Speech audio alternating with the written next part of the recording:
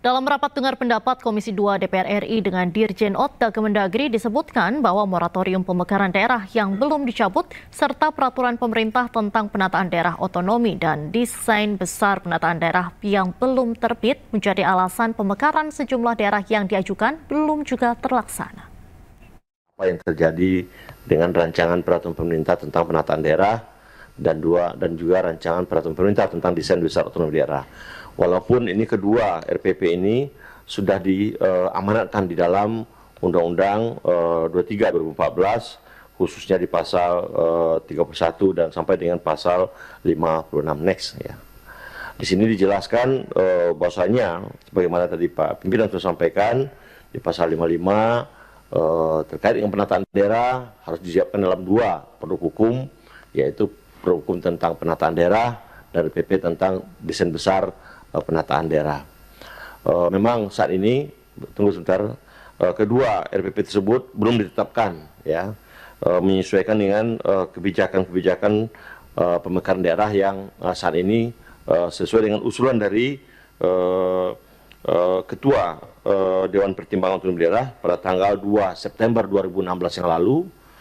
Ketua DPOD yang juga adalah Wakil Presiden Republik Indonesia memutuskan untuk melanjutkan kebijakan moratorium pemekaran daerah sehingga sejatinya Pak Pimpinan kami sudah siapkan sebetulnya kedua draft itu 2016 yang lalu sesuai dengan amanat undang-undang ya, sudah disiapkan satu RPP tentang desain besar otonomi daerah dan juga RPP tentang penataan daerah pada tahun 2016 yang lalu. Tapi sekali lagi ketika kita akan melanjutkan ini tentunya dibawa ke forum yang namanya Dewan Pertimbangan Otonomi Daerah yang ketuanya adalah Bapak Wakil Presiden, dan ketika itu Pak Wakil Presiden mengatakan untuk melanjutkan kebijakan moratorium sehingga PP ini menjadi tertunda. Pemirsa, sejumlah Menteri Kabinet Merah Putih hadiri perayaan Hari Suci Nyepi di Mabes TNI Cilangkap, Jakarta Timur. Acara yang berlangsung hikmat ini diharapkan dapat meningkatkan kualitas hubungan sesama manusia, alam, dan Tuhan.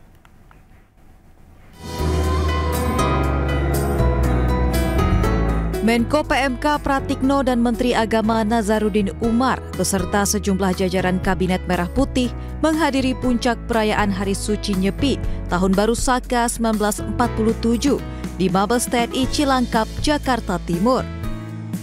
Acara yang berlangsung hikmat ini mengusung tema Manasewa Madawa Sewa, yaitu mewujudkan Indonesia Emas 2045 yang memiliki arti melayani sesama manusia merupakan bentuk pelayanan kepada Tuhan. Dalam sambutannya mewakili Presiden Prabowo Subianto yang berhalangan hadir, Pratikno mengucapkan selamat Hari Raya Nyepi kepada umat Hindu. Selamat Hari Raya Nyepi untuk umat Hindu dan selamat Tahun Baru Saka, dan mewakilkan saya untuk hadir. Tadi kita menyampaikan bahwa pesan Nyepi ini kan bukan hanya relevan untuk umat Hindu, tetapi pesan Nyepi itu juga relevan untuk semua orang lah, semua umat manusia. Di tengah kita yang dihadapkan dengan dunia yang cepat berubah, dengan hiruk pikuk segala informasi yang tiada henti. Nah, ini kan dalam rangka silaturahmi lah, antar sesama umat manusia, antar sesama Hindu, antar sesama tokoh, dan juga di luar umat Hindu. Selain itu ritual, makanya kita ingin supaya tidak hanya sekedar ritual, artinya adalah ada yang bermanfaat, ada yang dirasakan oleh umat. Itu apa? Memberikan sewa. Sewa itu bukan sewa rumah, sewa itu bahasa Sanskertanya pelayanan. Makanya disebut manawa sewa, madawa sewa, terdiri dari mana manusia sewa, memberikan pelayanan kepada manusia, sama juga berbakti kepada Tuhan. Hari Suci Nyepi kali ini diharapkan menjadi ajang refleksi diri dan menjaga hubungan baik antar sesama manusia, alam, dan Tuhan. Selain acara silaturahmi, perayaan Nyepi tahun ini juga diisi dengan berbagai agenda sosial seperti donor darah, penanaman pohon, bakti sosial, hingga sedekah. Dari Jakarta, salam rahmat Pandu Priyo, Rama Romadona, iNews melaporkan.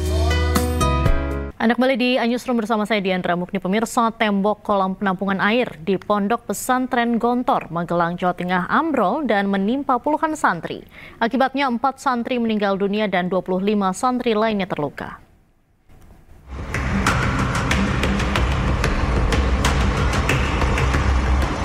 Tembok kolam penampungan air di Pondok Modern Darussalam Gontor, Magelang, Jawa Tengah ambrol dan menimpa puluhan santri. Ambrolnya tembok dipicu tanah longsor yang terjadi Jumat siang. Saat kejadian, para santri sedang mengantre untuk mandi. Naas, mereka tertimpa reruntuhan tembok hingga terjebak puing-puing bangunan. Akibatnya 25 santri terluka dan 4 lainnya meninggal dunia.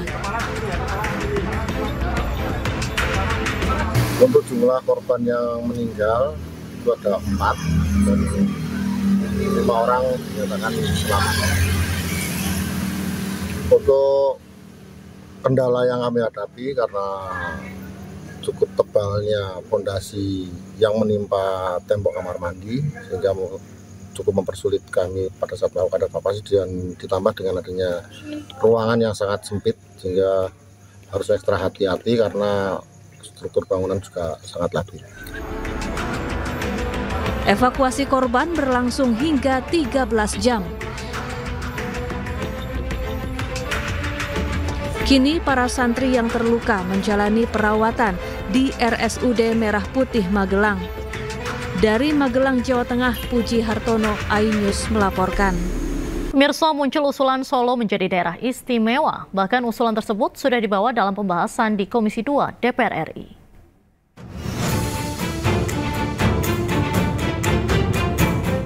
Pemerintah melalui Kementerian Dalam Negeri mulai merespon adanya usulan Solo menjadi daerah istimewa Surakarta, di mana pemerintah akan melakukan kajian dahulu kriteria atas usulan tersebut. Bahkan usulan ini juga sudah masuk di Komisi 2 DPR RI. Pembahasan Solo bersamaan dengan 42 usulan pembentukan provinsi hingga usulan 6 wilayah untuk dijadikan daerah istimewa. Sampai dengan bulan April ini izin kita mendapat banyak PR, ya tadi sudah sampai pimpinan, ya jadi ada 42 usulan provinsi, 252 kabupaten, 36 kota. Nah, ada 6 yang daerah istimewa, meminta daerah istimewa. Dan juga ada 5 meminta daerah khusus. Tentu izin sekali lagi, ini adalah PR kita bersama karena undang-undang mengamanatkan agar pemerintah dan DPR untuk melakukan langkah-langkah evaluasi ke depan. Sementara itu, Wakil Ketua Komisi 2 DPR RI Arya Bima mengatakan, semua harus dipertimbangkan dengan matang dan berlandaskan undang-undang. Akan tetapi, ia menilai jangan sampai pemberian daerah keistimewaan ini membuat rasa ketidakadilan dengan daerah-daerah lain. Seperti Solo yang minta pemekaran dari Jawa Tengah dan mengusulkan diri menjadi daerah istimewa Surakarta. Tim Liputan iNews melaporkan. Wacana Solo diusulkan menjadi daerah istimewa kembali diperbincangkan. Namun menurut Wakil Wali Kota Solo hal itu masih didiskusikan. Wakil Wali Kota Solo Astrid Hidayani mengaku belum membahas mengenai usulan yang terkait dengan wacana Solo menjadi daerah istimewa. Menurutnya hal ini masih dipelajari dan akan menjadi diskusi bersama Wali Kota Respati Ardi. Pemkot Solo sedang berupaya membuat kota Solo menjadi pusat di wilayah-wilayah penyangga di kabupaten sekitar. Pihaknya juga mendorong adanya aglomerasi Solo Raya untuk menguatkan posisi kota Solo. Tidak hanya dari sisi letak atau geografi saja, tetapi juga bagaimana Solo yang terbatas sumber daya alam. Kami belum membicarakan sejauh itu. Mungkin nanti usulan yang terkait dengan daerah istimewa Surakarta akan kami pelajari, dan selebihnya tentunya akan menjadi diskusi kami pribadi dan Mas Wali Kota. Kan pemerintah sendiri memandang urgensi dari usulan itu seperti apa? Mungkin dalam konteks saat ini yang sedang kami jalankan juga adalah bagaimana Surakarta ini menjadi pusat atau hub dari wilayah-wilayah penyangganya, yang kami juga dorong sebuah pendekatan aglomerasi Solo Raya, di mana hal ini tentunya bisa menguatkan posisi Solo tidak hanya dari sisi letak atau geografi saja, tetapi juga bagaimana Solo yang terbatas sumber daya alamnya, dan kami fokus di sumber daya manusianya. Semua potensi investasi bisnis ada di Solo, ini nanti bisa bergerak ke sana. Untuk selebihnya kami belum membahas secara mendalam mengenai. Seperti apa tanggapan masyarakat Solo terkait usulan Solo menjadi daerah istimewa? Berikut liputannya untuk Anda. seperti apa memang saya belum paham. Tapi ya tetap harapannya seandainya jadi istimewa ya bisa membawa perubahan untuk warganya menjadi lebih baik dan menguntungkan ke para pengusaha. Kalau saya pribadi, insya Allah setuju sih, setuju banget. Karena kesempatan ini mengingat kalau di Jogja ada keraton Jogja, di Solo ada 2 keraton, Mangkunegaran dan Kasunanan. Otonomi daerah amat sangat dibutuhkan. Apapun itu baik di struktural organisasi, di struktural birokrasi pun saya rasa itu tetap sangat diperlukan. Ya kalau itu lebih baik juga mendukung. Semoga Solo lebih maju. Jadi masyarakatnya juga berkembang, lebih meningkat perekonomian.